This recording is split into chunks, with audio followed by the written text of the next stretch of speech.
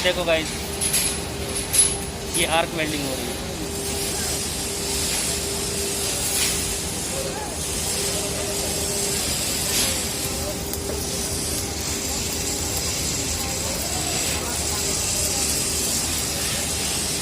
ये देख लो गाइस, कितना छोटा मैनहोल है और इसी मैनहोल से लोग अंदर जाते हैं। मैं भी जाता हूँ और मैं जब जाऊँगा तब आपको अंदर की चीज़ें दिखाऊँगा। इकोनोमाइज़र के अंदर में क्या क्या चीज़ें होती है, किस तरह से काम होता है, किस तरह से सारी एक्टिविटी होती है। इकोनोमाइज़र कॉइल जो जा रहा है अंदर, वो कैसे जाता है, कैसे बाहर निकलता है, वो सब कुछ आप देखोगे